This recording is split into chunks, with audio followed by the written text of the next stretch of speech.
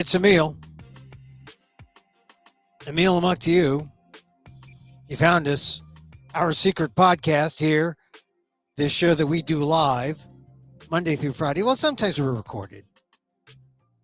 You know, when I say, let's play the recording back. No, it was a big weekend. A lot happened. We got Professor Daniel Phil Gonzalez coming up to talk about the primaries and talk about some of the cultural, political stuff. As you know, I've been somewhat obsessed with Shane Gillis, the SNL host last Saturday. And I want to show you why or what an Asian American thinks. Because this show, Emil Amok's Takeout, my takes on all things considerable, what does an Asian American think is primarily about what I think about all the things that are important. Because, you know, very rarely do you ask an Asian American, does an Asian American get asked? You never see Asian American opinion anywhere. Well, here you'll get Asian American opinion.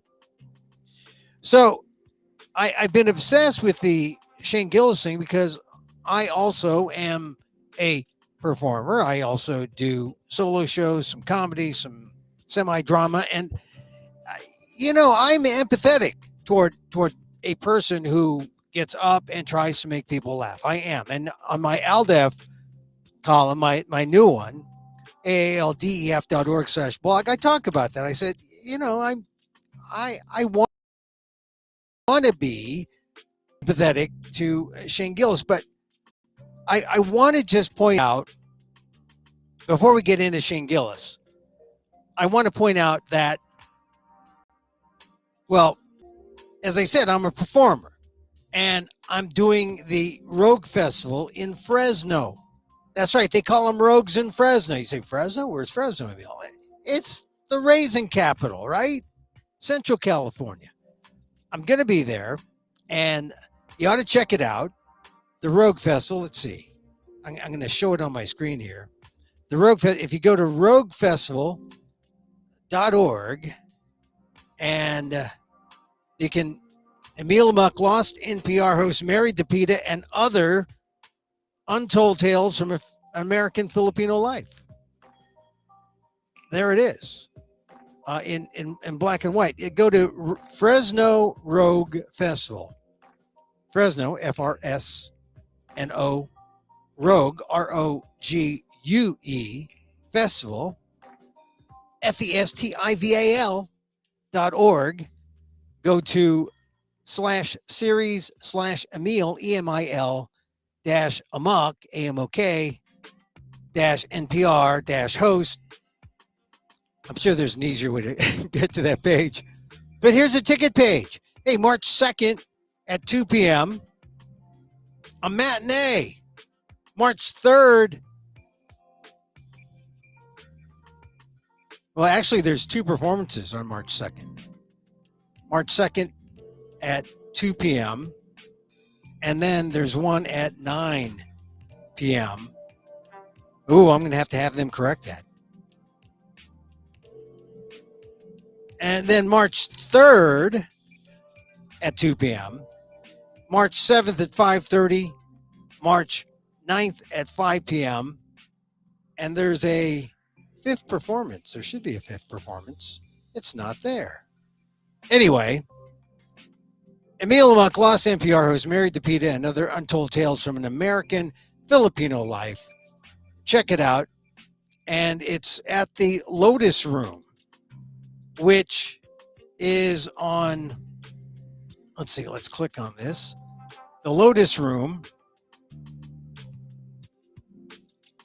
Does it say where the Lotus Room is? It's on Olive Avenue, 626 Olive Avenue in Fresno, the Lotus Room. Who knows what'll happen there? Your mind will expand. It's a funny story. It's about, you know, how I am the lost NPR host, how I'm married to PETA, and I'll tell these tales, untold tales, from an American Filipino life. It's part of this storytelling explosion that you're seeing happening in the Asian American community. If you haven't noticed, right? I mean, you had to have noticed that there's this kind of explosion of Asian American story from the grassroots here at the fringe level to the main, right? Who won the SAG Award yesterday, right? The top actors from Beef, Stephen Ewan, Ali Wong. Ali Wong was especially quotable because she thanked her mom, her 84-year-old mom, who was her date. She said, I want to thank my 83-year-old mother who's here tonight, who's here in her pearls and her Tivas because she doesn't give a F. Oh, that sassy alley. Her Tivas, which means her sensible good shoes. Concluding with a personal message to her mother, Wong added, I know it was really hard when I told you I want to do stand-up comedy, and I hope you feel like it's all worked out. I think we know it's all worked out. I mean, this is the thing about Ali Wong. You know, she came on strong. Ali Wong came on strong as a comic way back. I think I first saw her in the 90s. And then she kind of exploded the last, it's been a while, right? First local comedy, then she went to New York and she started doing national things. I was in touch with her, I think around 2000, maybe 2004, which hard to believe. That's, oh my God, that's like 20 years ago, Emil. And we talked, and someday you're going to make it big, kid. And look, here she is with her 83-year-old mom winning a SAG-AFTRA award. And I mention Ali Wong and Stephen Ewan because they're at the top. And they are eons ahead of Shane Gillis, who hosted Saturday Night Live. I mean, Shane Gillis, make no mistake, Shane Gillis he's making bank, as they say, as the kids say, making bank.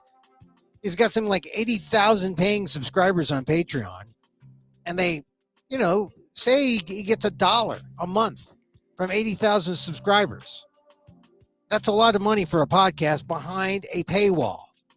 And I want to mention that because you got to think about that when you saw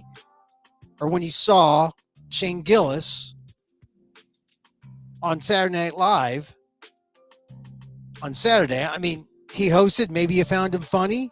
I know some Asian Americans who found him funny, but most people, especially Asian Americans, do not think he was funny.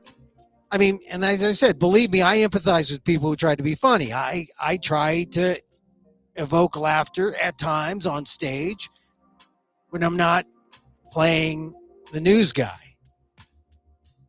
But I really detest people showing off or underplaying their racism. And I think that's what we saw Shane Gillis do on Saturday. Now, here's the thing.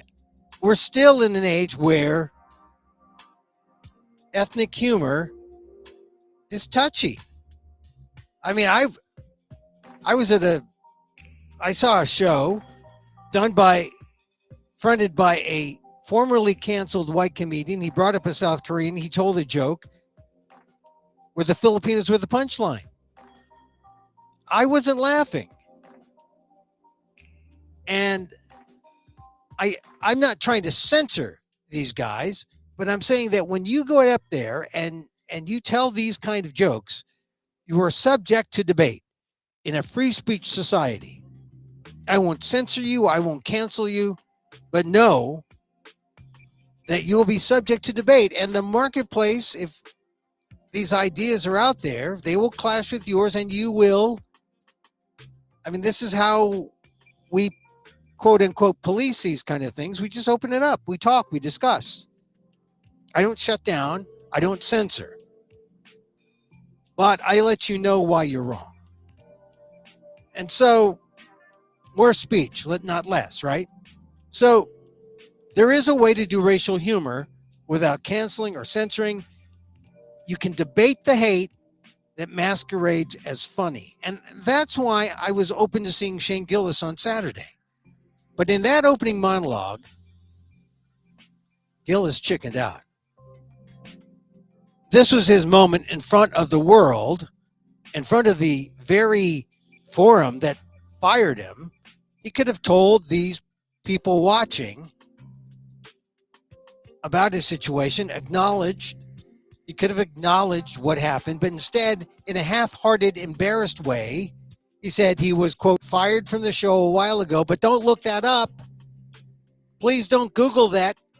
It's fine. Don't even worry about it, which got a few tepid laughs because he was satirizing his own aw shucks racist past. Then he said, I don't know. I probably shouldn't be up here, honestly, which may have been the one true thing he said the entire show. I mean, Asian Americans don't need to Google Gillis because most of us know that in 2019, when he was fired from SNL as a cast member, journalists went out through Gillis's past work to find out what he was about. And they found his work littered with words like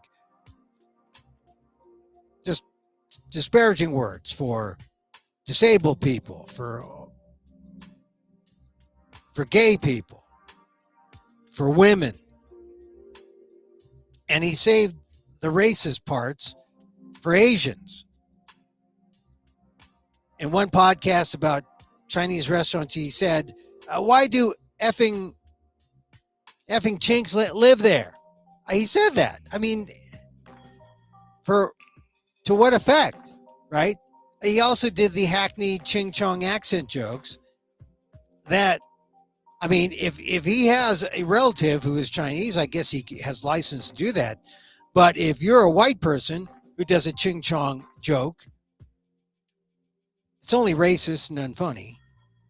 I mean, white people trying to imitate Asians talking only make white people look dumb and unfunny.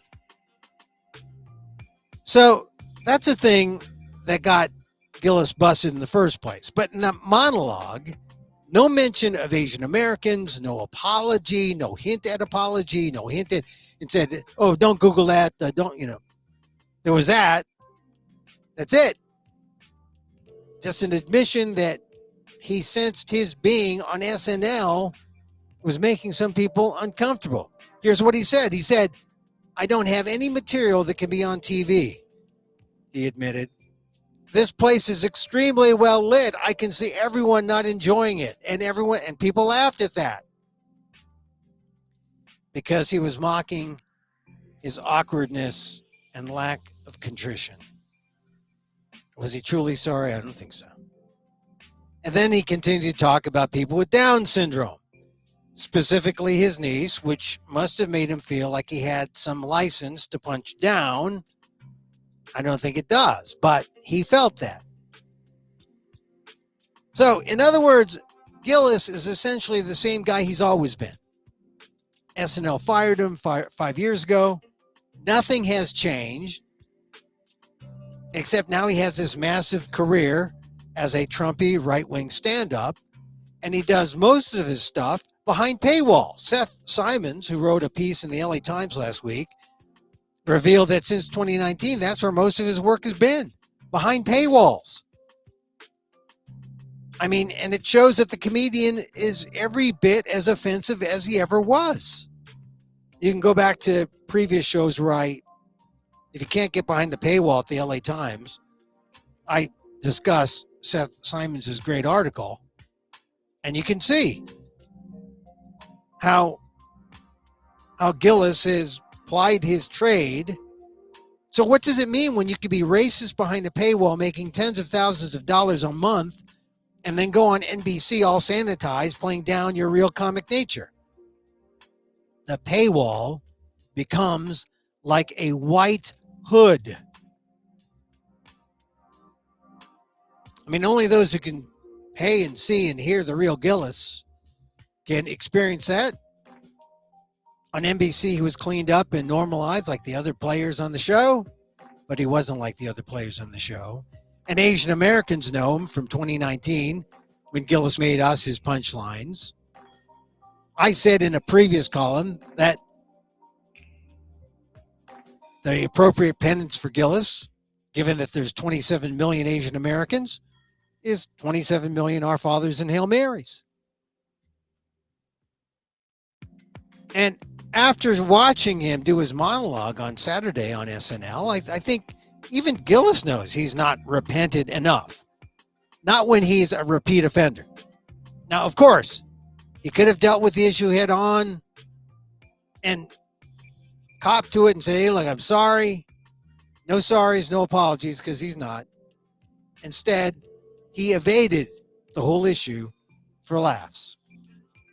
And SNL let him. And this is maybe where the finger should be pointed not at Gillis, but at SNL for instigating this whole thing of bringing Gillis back.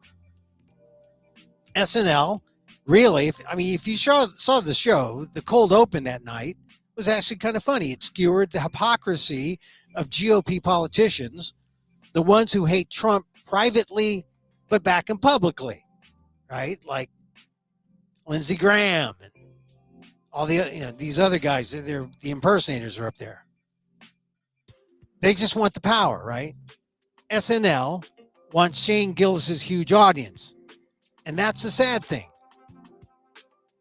After doing the right thing 5 years ago, NBC plays it for the filthy lucre, because now there are more of those folks they see who will pay to hear Gillis be racist than is healthy in a diverse American society.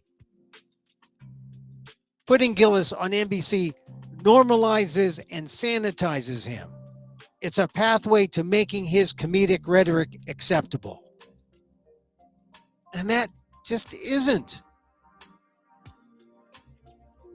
In the meantime, the real Gillis crawls back behind his paywalls, the new white hood for people to hide under as they peddle their most reprehensible jokes.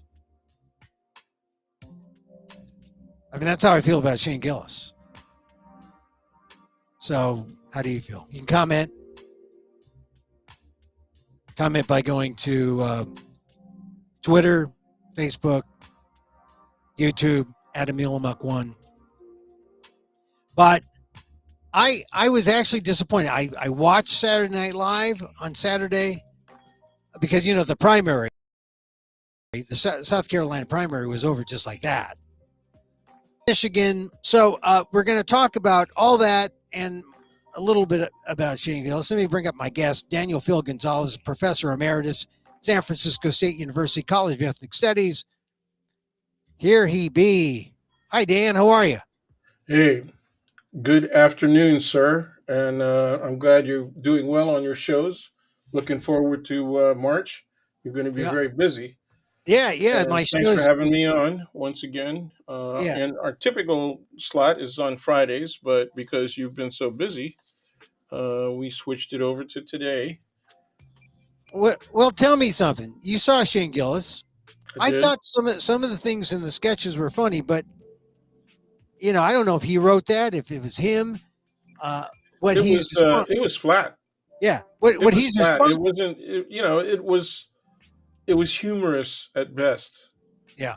It was barely comedic, and the only times that he was really almost comedic, he was making references to, I don't know, obscure kinds of occurrences in his life, obscure and relatively unimportant.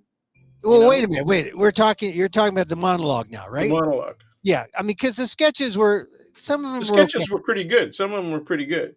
But the ones that the opening sketch that that portrayed the Down syndrome, the hypocritical duplicity yeah, of leading members of the who party, that was really good. And then there was also a second one that made fun of the sneakers. Oh yeah, the Trump sneakers. Okay, look, well, we don't know how much of participation he had on those sketches, but the monologue is the one that it was yeah. But the thing to focus in on is he didn't want to talk about the Asians. He didn't want to talk about what he did. He said, "Don't Google that. I got fired a while back, but don't Google that." But everyone's had to Google it. I mean, Of course. I mean, just by mentioning it, you pique everybody's curiosity, and they're going to have to look. well, I thought he chickened out. I think he should have. I think he could have come clean and said, "Hey, look, no harm, no foul," or something. He could have done a weak apology. Some people said, "Oh, he apologized in 2019 enough. He may have put out a statement." But I really think that he missed an opportunity. The bigger thing is SNL almost was like that opening sketch where they showed the GOP Republicans who hate Trump but back him. Here, SNL was, they may have fired Shane Gillis in 2019, but now they're bringing him back. Why? Because he's got a big audience, because he's a famous comedian now. I think that SNL sanitizing Shane Gillis is really the most egregious thing about the weekend. Yeah. I have you gone and seen his show, his club show? I haven't seen his club show. I have seen, look, like I said, I'm all for free speech. I'm not trying to shut him down. I have seen, not his club show, but I have seen, I assume his specials are his club show. I have seen some specials. I've seen at least one or two. I've seen two specials over the last couple of years. I think some of it's funny, but like I said, I was in a show the other day where they made fun of where Filipinos were a punchline, and the comedian was not Filipino, and I took offense. I mean, Well, I just yeah, it kind of depends on the joke, you know. I mean, I'm as permissive as possible. yeah. But can you recall it all? The joke and the punchline. Oh yeah. I mean, I said it. I read it out loud. Here's the joke, and this was on a show on the internet where a canceled white comedian introduced a Korean American comic, and this is the joke.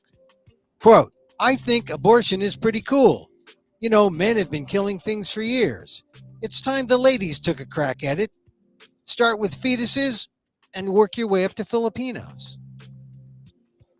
Whoa, whoa, that's really bad. Well, I mean, I could see comedians in a writer's room arguing for that joke, saying, "Oh, well, you don't expect Filipinos, and you go from fetuses to Filipinos and the F and the F, and oh, yeah, it's funny." Okay, but if you're Filipino or if you're Asian, you've got to say, start killing fetuses, and then you go to Filipinos. You know what it reminded me of was the Darwinian tree of life. How's that? The Darwinian tree of life that starts with the primates, Oh yeah. and then it moves up to Homo erectus, etc., all the way up to Homo sapiens, and then when you get to Homo sapiens, the first branch off is the Africans, right? Uh-huh. So what it implies is that the human race evolved to a higher quality of species of Ah, Homo sapiens with the advancement up from Africanus all the way up to the Europeans, right? And so I remember that tree of life being on textbooks, mhm. the covers of textbooks, all the way up to maybe the 1990s. Yeah, and that's just as you And so, described it. It's racist. when he says fetus to Filipino, Yeah. is he saying that Filipinos are at the top of the food chain, or is Uh, he implying that they're at the bottom of the food chain and the bottom branch of Homo sapiens, right? yeah. No, I think it's not a matter of where they are. I think just mentioning it. I think if you play the game of substitution and you say, "Look, if he said African Americans, He, the he might not NAACP, leave the club alive. the NAACP would be on his head. If he said, Latinos, maybe he'd hear from, the Hispanic groups and LULAC and all that. But when you mention a specific group to kill like a fetus, Yeah, to abort, yeah. and this is a young South Korean comic or Asian American, Korean American comic. And like I said, I'm not trying to censor him, but I think if he puts that out there in the marketplace of ideas, he needs to know why he's racist. And people need to know why he's racist, and people can talk about it, and then the I marketplace see. can I talk. misunderstood. I did not know that it was a South Korean comic. Oh, You said, Asian American, Korean American comic, not okay, a South Korean, not a South. I mean, he's yeah, he's probably of South Korean descent because you can't get out of North Korea. It's yeah, pretty rare. yeah. So His yes, parents, he's a Korean American. I did not understand it that way. I thought that it was a comic, a non-Asian who was no, introducing the South Korean, no, well, no, the Korean American. Okay, no. so it was actually a Korean American who said it.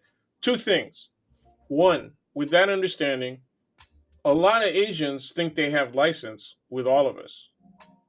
Yeah, well, You know, and so it would be like an African American comic thinking he has license across the board with people that have African roots. yeah. All right, Okay, all right. What's the and second that's question? number one. I don't Number agree with that. two, right? Korean American, that may be reflective of the way that Filipinos are seen in Asia. Yeah, okay. He's American. He's American. Well, but that doesn't mean that he has not been exposed to the Korean attitude, the Well, South that's true. Korean attitude towards Filipinos. That's true. All right, but none of that you just said excuses the fact that it's number one I'm not terribly excusing it, racist. I'm explaining it. I know, but And but I it's think the guy that was influenced by the general characterization of Filipinos by other Asians. yeah. I know. I think you're right, and I think. But see, this is what I said. I'm not trying to shut the guy down and censor him. He said it. I think you got to talk about it. If you say it and it's out there in the public, if we talk about it, we expose it, and maybe you know the sentiment dies. You Well, know, what makes it nasty is that it's connected with abortion. That's yeah, what really makes it nasty. There's all kind of ways that you can make fun of Filipinos, and I mm, would have to let it slide. yeah, Okay, hmm you could make fun of them for trying so hard hmm to, on the one hand, be on the front cutting edge of hip hop, hmm and on the other hand, being comically in contradiction to that, comically Trumpist, right, in right, political position. So those things are really internally contradictory. But you could actually find hip hop heroes who are Trumpists. yeah. Okay, Oh yeah. you know, I mean, I think Snoop Dogg, I think is sort of leaning that way. A lot of okay, I've seen a lot of names of hip hop royalty leaning a certain way. And yeah, that's why you got Trump trying to sell sneakers. yeah, yeah. And It all comes down to, oh, that's really bad. Are we yeah, going to go there? I mean, well, Trump can sell sneakers, but I don't think he can bend down to tie them. I No, don't I think, don't think he knows how to tie them. yeah, and I don't think I don't know. Anyway, I look, I I, saw that. Did you see the punchline to that sneaker bit, the sneaker sketch yeah, I saw the was sneaker was sketch. was Biden having his own sneakers and they're Velcro. Oh yeah, yeah. They're Velcro.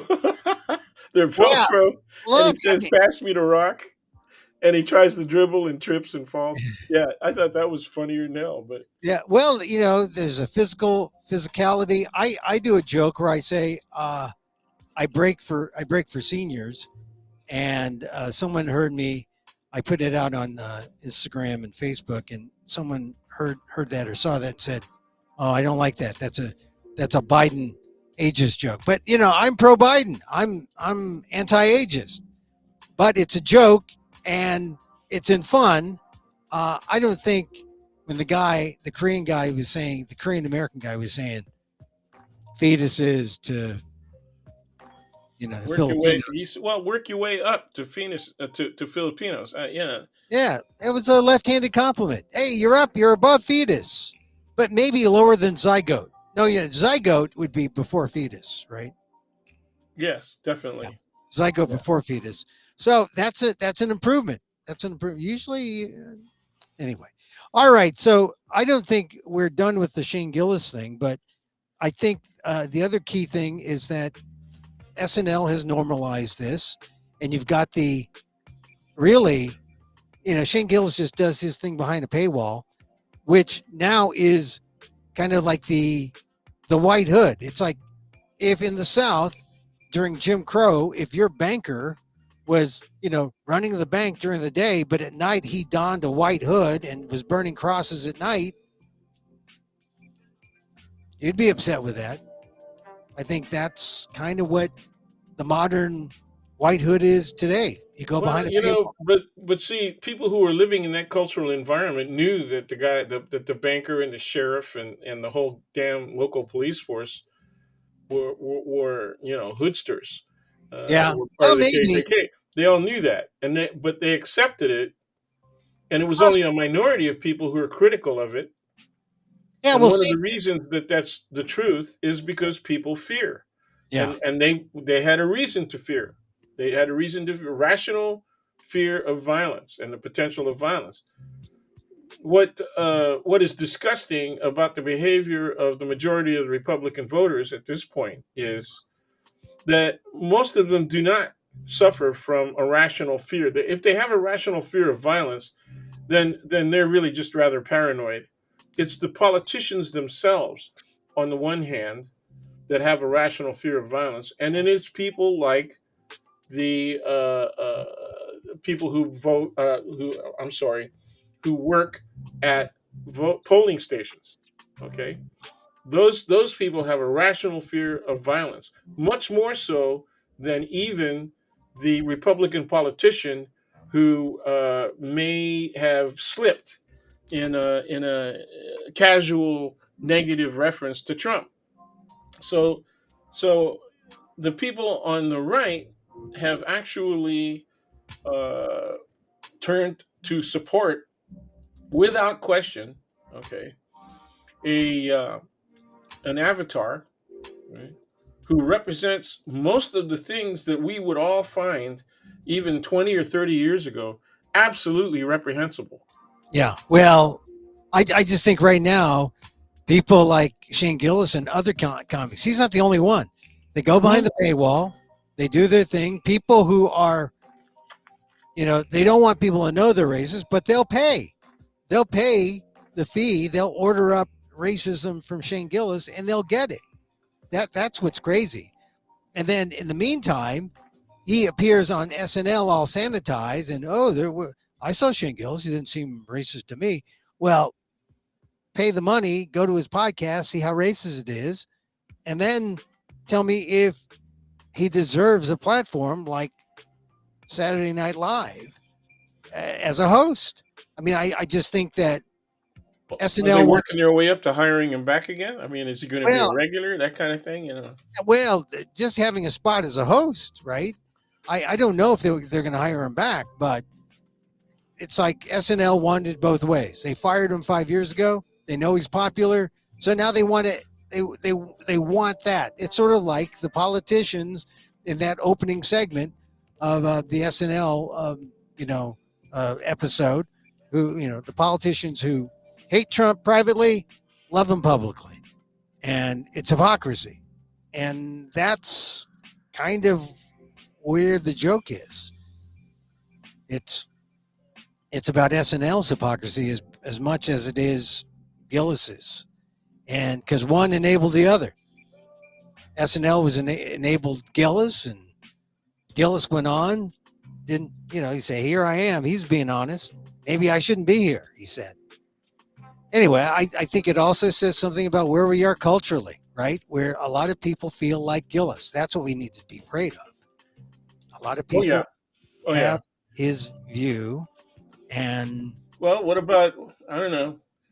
I'm not going to question your audience directly, but there's a whole lot of people in among the Asian Americans and in the general society of people of color mm, who don't find this stuff offensive. You know, well, I mean that. they don't call it out. So Yeah. Well, I'm sure, 5 years ago they did. And I was surprised now. yeah, but who's they? Was it just the Asian Americans, or was Well, it people of color in general? You know, I think it was Asian Americans, but it was the information about the guy who actually uh, vetted Gillis was a journalist who found all these things that he said and just put it out and say, look at what this guy said. So I think that then it was shocking. Asian Americans got upset. I believe it was Asian Americans first. I was surprised that Asian Americans weren't as vocal now, especially after the pandemic, especially after Stop AAPI Hate. But I think this is the Trump factor, sort of normalizing things. And Yeah. I think it's sad because it does say something about where we are as a culture.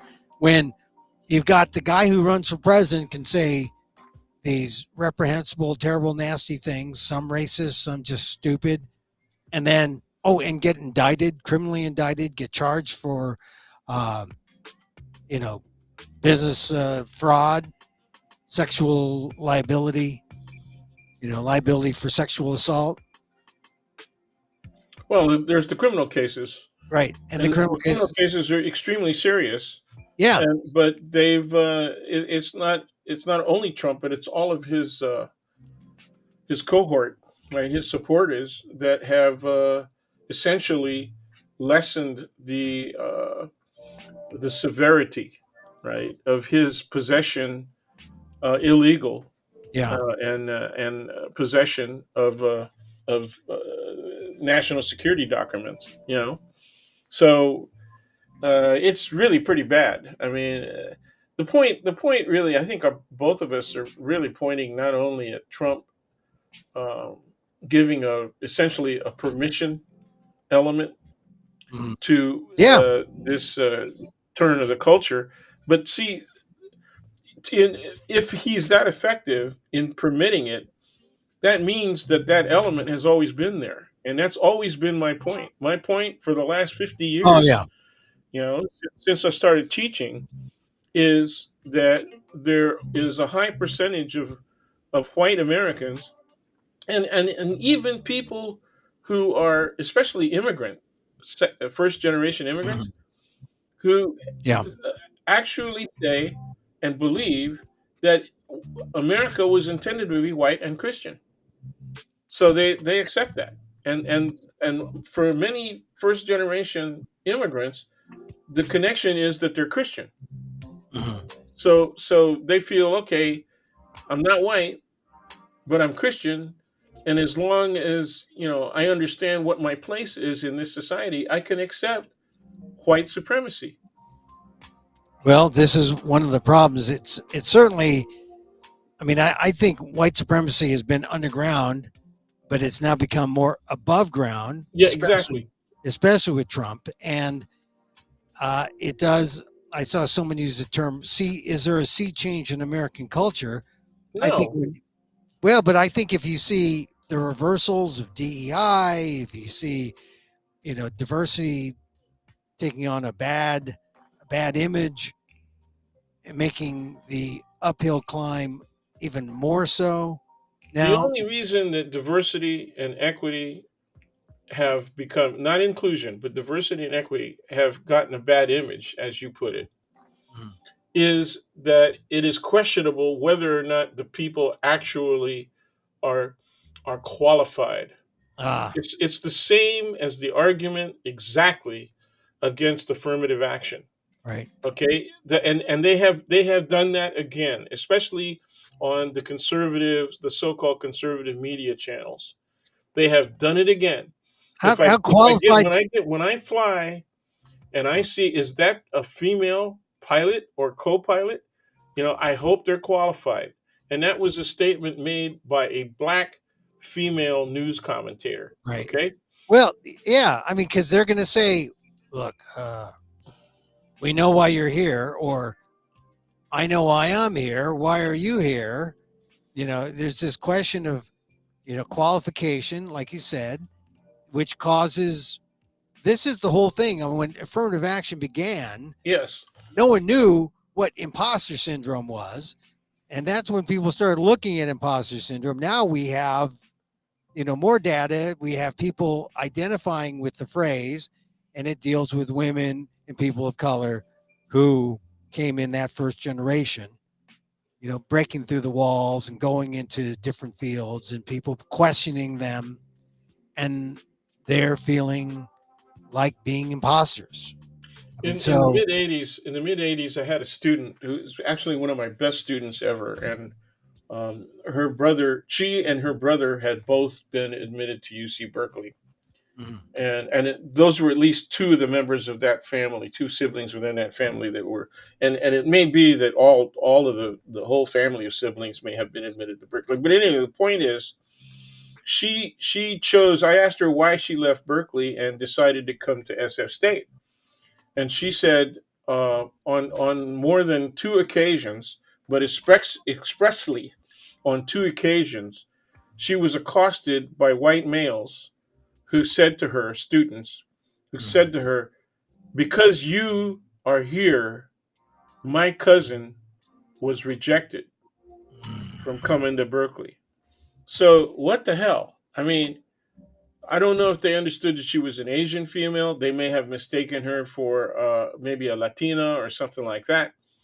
But that confrontation was either because she was a female or because she was a female minority or because she was Asian Right. and a So, female minority. Any of those, right? Any of those.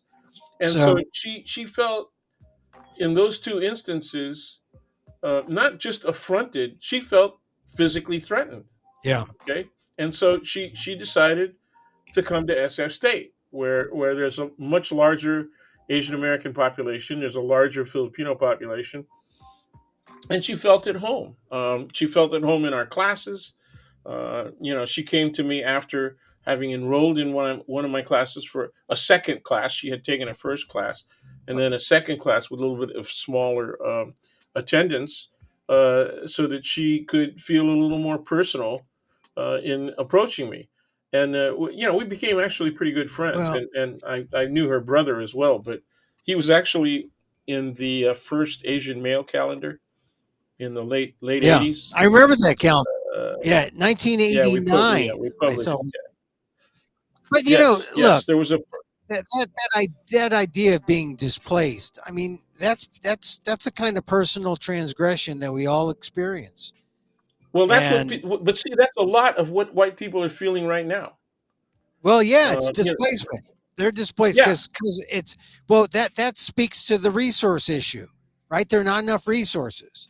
So how do you expand the resources to meet the number of people who are now qualified, right or on, can you? right. How how, That how, that how yeah. Well, you got to look at why affirmative action was started in the first place, right? And it was really aimed at black men. Okay, I mean that was they were the major. They were supposed to be the major beneficiaries of that policy. yeah, Um, and the reason was that they had been the victims of not merely exclusion, but mm, of actual persecution, right, and lynching. yeah, So there were not only policy and legal exclusions, there were actual the threat of physical violence unto death, and it was a common feature in American society at over 150-year period. yeah, So and this went all the way up to like World War II, right? yeah, With the disenfranchisement. I mean, Japanese American soldiers who volunteered, right, for the American military during the Second World War went to basic training where much of the basic training was held, right, is all over the South. yeah, So right. from Texas all the way over to the East Coast, Virginia, Georgia, the Carolinas, Louisiana, yeah. Louisiana, And yeah, so when they were in public areas, they were wondering, okay, where's the black facility? Because they didn't think of themselves as white. Uh, yeah, and then they were told in many instances, oh, no, it's okay. You can use the white facility. mm, And they were very well aware that in all other terms they would probably face the same kind of danger that African Americans did if they crossed that racial line, that racial Well, barrier. Filipinos did when in the 30s, the 20s, 30s. What, they crossed the barrier, or Well, or they crossed the barrier if they were with a white woman. They crossed the barrier if they they were, did, yeah, they did, and they often paid the price for that. yeah. Right? So I mean, it's still black and white, and Asians. There's still a kind of, it just depends on your circumstance. Sometimes you're accepted, and sometimes you're not. Yeah, yeah, but I mean, but we have people within our own communities that don't think racism really affects them anymore. Oh, You I know, know. look Yeah. at the Chinese. Look at the Chinese plaintiffs who were used by a white millionaire who had shopped around at several different circumstances in several different states, and he finally found a way to use Chinese Americans as plaintiffs at Harvard. Yeah. Well, get this. Those plaintiffs are mostly all sons and daughters of immigrants, recent immigrants, 2000, 2010, and you know they have no idea of the history of Well, Asian do they American. really care? Well, They I may know. I have no don't. idea of the history, but I think that even if I've had students in my classes Mm, that have been exposed to the facts, okay, mm, that still listen more to stuff that comes off the web because of their algorithm, the algorithm that guides what their news feed is. right. And they come up with stuff like, one person said, look, you know, people are criticizing conservatism, and Lincoln was a conservative. Mm, right. Conservatives freed the slaves. Oh, I like Lincoln. I like it. That's a Conservative, yeah, well, yeah, that there was an SNL part to that front yeah. skit that was really Right. good. Well, this is. I mean, what you're saying is true. That the algorithm is making us dumb, and the algorithm, if if we were free of algorithms and just allowed to go to information as we needed, we probably would be better off, don't you think? Absolutely, I mean, algorithms are made for the convenience of the advertisers who that's want to right. sell That's you right. It's something. exactly what they're for. Yeah. But, if we just got rid of them for information and were able and we sought our own information, I think we'd be much better off. Hey, listen, Dan, in the time we have remaining, I want to touch on what happened on Saturday with because Shane Gillis was it's a symptom of a bigger thing that's happening in America, in American culture. But the big thing is in the political life, and it deals with the way the Republicans have this stranglehold, or the way Trump rather has a stranglehold on the Republicans, and it's also about the Democrats, how they're uneasy in dealing with their folks and with the Republicans at the same time. So I want to talk about this week. We're going to have the Michigan primary in the battleground state. Trump won in on Saturday in South Carolina. Haley is still there, Nikki Haley. I actually think Trump is deluded into thinking he has a better hold on the election than he does, because he still has to deal with the 70% of people who are black, people of color, who are young, who are women, and who believe that he lost the election. He's got trouble with those folks, and that's a majority of the electorate. So I don't think that Trump has anything in the bag. Yeah, He definitely certainly not. he certainly doesn't have $455 million in the bag. So I so can't wait to see that. I mean, mark the day, man.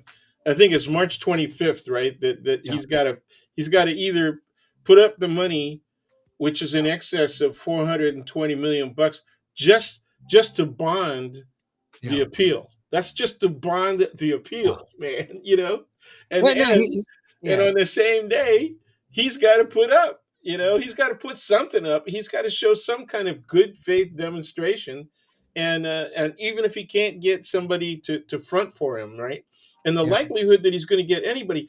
Can you imagine anybody coming forward and Uh, wanting to front for him, I except mean, for like Vladimir Putin. yeah, outside of a Russian oligarch Yeah, I who can't. would love Yeah, they would love to have a even second. the Arabs won't touch him. Even they won't touch him, No, no, right? no. You If Trump put up the White House, the second mortgage on the White House, know. that might work. He said, "Oh yeah, try." So I Oh, mean, shoot. this is the You crazy know, thing. has anybody heard from his son-in-law and his daughter lately? I mean, Oh yeah, they love BSM, right? I They don't even know love if they're in the country anymore. Are they? Have they renounced their citizenship yet? they're like the Trump's version of the Winklevosses. You know, they just want to take the money and run. Yeah, No, man. it's sad. No, It's what? sad. No, no, I'm not. No, she's not a Trump. Yeah. All No, right. no. All right. She So should Dan, take on her mother's maiden name. You know what I mean? yeah. So here's the thing, Dan, about Michigan. Um, Haley is gone there. She's not dropping out, although the Kochs have dropped out of giving her money. I don't think she has.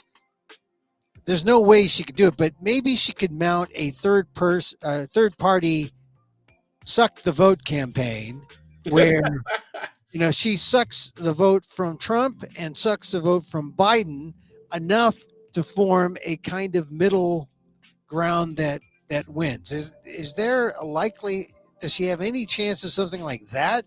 Because then I can see, oh, Nikki Haley, stay in there as long as you want, because you might help Biden beat Trump if you suck enough Trump voters away from Trump. I think after Michigan, there's a high likelihood she's going to drop out. Yeah. And so the only way I agree with you that the only way I can see her staying in if she went third party. Okay. And frankly, I don't think she has much of a chance third party. Do There's not a whole lot of people. There's a lot of people that would support her simply because she's anti-Trump, but it's not enough for her to try and sustain a third party thing. See, if people had confidence that the third party could win, Mhm. you know, um, Well, see, this is the thing. If she could suck from both the left and the right, from the Democrats and the Republicans, usually a third party candidate sucks from one, like that's Perot, true. Ross Perot sucked from the Yeah, there Republican. was, and a lot of people saying it would hurt Biden more than it would hurt Trump. I disagree with that completely. I think it would hurt Trump more. But anyway, Yeah, I think you're right. I think it would hurt Trump more. I think, but it would suck some votes away from Biden oh certainly, yeah, absolutely, it and would. so it would, but it would might make it a little easier for Biden to beat Trump, because Trump would have just his yahoos, the 30% of the GOP. He wouldn't have, the majority of the GOP. I don't think. I mean, there would be a certain amount that goes for Haley, but then that sketch in SNL showing the GOP power brokers, the congressmen, the politicos hating Trump privately, supporting him publicly. That's the kind of duplicity we're seeing now everywhere, not just in Sure, politics. yeah. But because we are seeing it in politics, it's allowable now suddenly everywhere else. No one can't trust anybody. Well, and that a lot of commentators have said that uh, this could have a stay home effect, Oh right? yeah, That it's going to just lower the number of people on all sides who are willing to participate in voting in the general. yeah. And I fear that. I think that's problematic, and the reason it's problematic is not because of the popular vote. The reason it's problematic is because of the electoral college. right, Well, right. sure. Yeah, the electoral college. I mean, you plan on the popular winning the popular vote, but if all the votes are in California, uh, that'll help some. But you got to get the votes spread out in these other so-called battleground states, and That's right. if you don't have it spread, that's why Michigan's important. Yeah, Michigan's yeah. important. Nevada was a battleground, but they kind of screwed up. The parties screwed up how they did um, the primary a few weeks back. Oh yeah, It they had a could have split. meant something, Yeah, because it's not a 80%, 90% white state, It was much more, reflective of a modern America. Now we got a battleground state, so we'll see what happens. Well, it was all those freaking. It was all those freaking Filipino retirees, man, Yeah, moving to where Reno, in Cal? moving to Oh, Reno in Reno, yeah, and yeah, Henderson. Henderson is like Daly City, man. that's true. Nevada, the Nevada Philippines. One of my sisters are there. Hey, so look, let's talk about Michigan because the Arabs and the Muslims are pushing for a ceasefire, and they're saying we're going to go uncommitted. We're going to vote Yeah, uncommitted. non-committal voting. Yeah. Yeah, I like that. It's a play. Um, it's a way of using democracy, but I just I don't I like it, but I don't like it at the same time. Well, I like it because the the criticism that is at the root of the movement is a legitimate criticism. Oh yeah, Okay, so that's we have to recognize that. What I don't like is that if enough people actually behave that way at the general, it could throw the state. yeah. I just That's problematic because it's going to come down to 5 or 6 states, right? mm, Just like in 2020, it's going to come down. I mean, we were, in 2000, we were sitting there watching the stupid race in Florida mm, and watching the Supreme Court do what it did. And at that point in time, the Democrats should have known that appointing justices was an extremely important priority. And they were completely asleep at the wheel. Okay.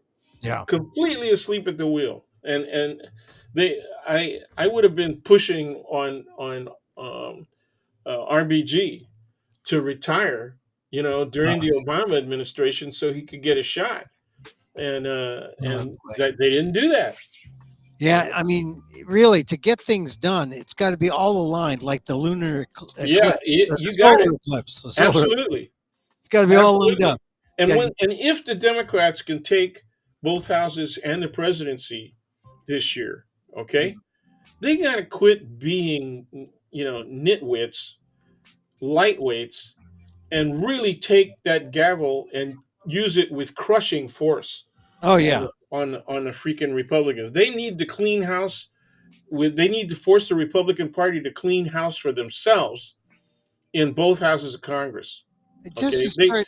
Yeah, just they start. got to drop the hammer and quit being the ninnies that they are. I mean, they think all you have to do. First of all, Democrats keep thinking, liberals, they keep thinking all you have to do is show the people, the facts, and show the people the issue of honoring the law, right? The And Constitution. then things will go our way. Yeah, Man, is that stupid? They're yeah, really naive. These are people who have never been in a street fight. They ought to hang out in some cheap bars yeah, and get in a couple of hassles here and now and again. yeah. Well, I mean, really, we have degenerated so much from the days when it was, white glove time and everyone was respectful, and Yeah, I yeah. think people started saying, well, wait a minute, we don't have to be nice all the time, and everyone from both sides started doing it, but the Democrats never mastered it. The Republicans No, did. they didn't want to engage in it. Yeah, Some Democrats started doing that, and they weren't very good at it. That's number one. yeah, And number two, they suffered criticism from their own party for yeah, engaging in that. Okay, the Republicans, on the other hand, followed through. yeah. Oh, They went ahead and kept going. The signal was when Trump went down against McCain and yeah. said, "I prefer people who didn't get caught." Oh, yeah, And then he went even further and made statements to Kelly, on the in the D-Day cemeteries in France, right? yeah, And he says people are suckers, you yeah. know. And Eh, I go right back to being a crew member on my cousin's boat. Most of the regular crew were mm, veterans. yeah, Okay, were U.S. military veterans, and they were all anti-Hillary, and they were all pro-Trump. You yeah, know, so I could see the writing on the wall. It wasn't so much that these 3 or 4 people were actually representative of all veterans, it didn't matter to me. What mattered to me was there were enough veterans and enough men who thought that way that I could safely say Trump could win this election. And I said that in the classroom, and my Yeah. students were shocked. Yeah, but the pollsters never talk to those guys, who are crewing for your cousin. They never talk to the people in America who felt that way, and Trump was able to tap into these people who felt like, hey, why are we doing it this old way? We got to do it this new way, and this new way is not fancy. It's not the way politics is usually run, but somehow they lost sense of where we need to go as a country. It turned, Well, you they know, understood. They understood what now is being called white rage, yeah, right? And it's there's several people who have written about white rage, in some instances all the way maybe 30 years, 40 years back. mhm, But now there are many more professors, not only journalists, right, and not only journalistic historians, but professors who have also studied the data and done the surveys and all the rest of that, and so their analysis is now essentially validating or verifying what I was saying 35 years ago. And what I was saying was, look at the way the Republican politicians have reacted to the data that is showing what immigration is doing, right, to yeah, American society. I said, take a look at their reactions to the fact that there are so many people of color who are now making it not only via affirmative action, but just by regular admissions, who are right, now attending some of the best universities in the world. And how many are getting into the UC, for example? Not just one campus, Berkeley, but all of them, all of the campuses, right? yeah, And our percentage was ridiculous. We constitute less than 6% total. If you aggregate everybody in the totality of the society, and by 1990, we constituted 40% of the population at the UC system, right? 50%. Yeah, it's crazy. Okay. And when they saw that, and when they start seeing the doctors who are running everything from the Mayo Clinic to Johns Hopkins to NYU mhm, Medical School to the universities, UCSF. I mean, both of my cardiologist, my they're dentist, all Asian. They're right? all Asian. All Asians, and there were different Asians. Each of them were different kind of Asian. So Uh, the remember point when we being that, remember when we were looking at Filipino nurses yeah, in the 80s and 90s, and we were saying, wow, man, how many of us have cousins that are nurses, right? yeah, Where are they? And it was kind of a joke internally for us, but it was, I pointed at that and I said, there's going to be a lot of resentment. There are going to be white nursing unions that will mhm, be upset at the fact that so many Filipinos are being recruited directly to American hospitals, to Canadian hospitals, and that had been going on in the since the 50s and 60s, yeah, since the yeah, whole post-war era. yeah. All right, so we got this displacement issue that's fueling the Well, see, dissent. but a lot of the people who are saying they're displaced aren't even qualified for the positions that they're pissed off about. They're just fighting for their whiteness, their white That brothers and that sisters. is a major element, and there's a whole lot of people of color who don't want to accept that. They don't want to. How do you explain, black conservatives? Well, the black conservatives heard the speech from Trump this weekend that blacks love Trump because Trump has he's got a mugshot. The blacks relate to Trump because he's been indicted just like they have. Oh man, I mean, yeah. The thing that got to me was when he said, "I can only see the black ones." yeah, These lights are so bright, I can only see the black ones. And I thought of a bunch of freaking racist jokes. You yeah. know, Well, this is the thing about Trump. I mean, he's he's the electorate 70% black, people of color, young women, and they all believe that the elections were fair, nothing was stolen. that's going to be the hurdle for Trump. I don't think he's going to get over that. That gives me some hope for Biden. You know, I think Biden. Well, Biden. It's I'm going to be looking. a struggle though for Biden.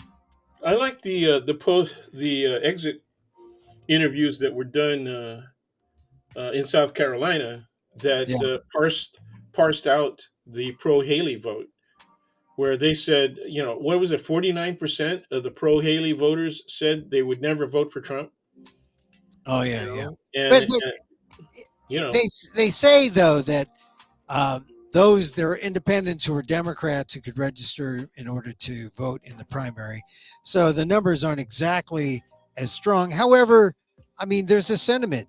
Haley's right. There is a large, not majority, but a large percentage of Republicans who are ready to jump ship. I just hope they start doing something to show nationally that they can undo yeah, what Trump is doing to the yeah. Republicans. I don't think they're going to jump ship. I think if jump ship means vote for Biden, they ain't going to do that. Yeah. But if jump ship means not show up at the polls or vote up and down ballot, Mhm. and don't vote for Republicans, I think that's fine. I'm fine with that. Yeah. You know. Hey, Dan, listen, thank you for coming on. Gonna keep it short. Usually we go on for 3 hours, but no, No, I we got come it on short for here. about 2 hours. Yeah, but Hey, that's fine. I appreciate it. hey, listen, take care, and let's see what happens. Yeah, you got a bunch. You're going to be very busy this coming week, man. Yeah, I got shows in Fresno. Come see one if you want, Saturday and Sunday, and then I got shows next week in Fresno, and then I got to prepare for New York in April. So yeah, Emil Amok, Lost NPR host, a little different, some new things. Yeah, Uh, I'm gonna shoot you some texts on subjects that would work with your personality. oh, great. All right. So You know. listen, Dan, I'll take make care. you the Andrew Dice Clay of. All right. Hey, I'll send. All right, and I'll communicate with you off All off right, all off right. screen. Okay. Say Take hi. care, Dan. Say hi to family. Yeah. Cat. Same here. Take care now. All All right. right. Take care. Thank Dan, you. there he goes. Daniel Phil Gonzalez, my friend, College of Ethics Studies, Professor Emeritus, Asian American Studies. And I've known Dan since the 80s, maybe before. No, 80s. Wow. And we're still talking. We still talk to each other, albeit on the internet. Got a good big Supreme Court case on the internet today. They're hearing SCOTUS about whether or not the internet is like a mall, or is it like a newspaper platform, or is it a place, a marketplace for ideas? To what degree do they have to be responsible? This is a key thing, key question. I mean, just like the First Amendment, we were talking about that earlier when we talked about Shane Gillis. Hey, check out my columns on the ALDEF blog, aaldef.org/blog. Also, see me at I'm going to be in Fresno. Go to this page here and check out the tickets. Emil, March 2nd at 2 p.m. Let's see what else. According to the calendar, March 2nd at 2, March 3rd at 2 p.m., March 7th at 5:30 p.m., March 9th at 5 p.m. I got a 5th show too. They don't have it down there. I have another show March 2nd at 9. So I will if you want to see me at night, we have to check that out. But that's and if you want to know about that show, it's the Rogue Festival. So here's my shows here. And I write on Kings River Life. Let me adjust this. Oop. Kings River Life. think it's here. No, it's here. So, Emil Amok, why I'm going to the Rogue Festival 2024. I say, how many times do you see a Filipino American, a direct descendant of the first Filipinos to come to the U.S. in the 1920s as colonized Americans, stand up and tell you exactly what happened to his people? I mean, when? When does that happen? It doesn't happen. That's what you get when you see my show, Emil Amok, Los NPR host, married to PETA, and other untold stories from an American Filipino life. Check it out. See, now here it says Saturday, March 2nd, 2 p.m., Saturday, March 2nd, 9:30 p.m., Sunday, March 3rd, 2 p.m., Thursday, March 7th, 5:30 p.m., Saturday, March 9th at 5 p.m. Get your tickets at roguefestival/ticketleap.com. And so I talk about being a host at NPR, and I say the show is so tragic, it's conversely funny and absurd. It's 1 hour of narrative storytelling with some stand-up that's like John Leguizamo's Latin American or Latin History for Dummies, only uniquely Filipino. It's history few people know or care about, even if you're Filipino. So check it out. Please check it out. Go to roguefestival.org. All right, that's going to do it for me. Thanks again to my guest, Daniel Phil Gonzalez. Thank you. We'll be back again this week. Check it out. Go to youtube.com/Emil Amok1, fb.com/EmilGuillermo.media. Also, go to X, formerly known as Twitter, at Emil Amok, EMILAMOK. We close with a little meditation, because meditation and love makes the world go round. Special little metta meditation. So as I wish for me, I wish for you. May you be safe. May you be happy. May you be healthy.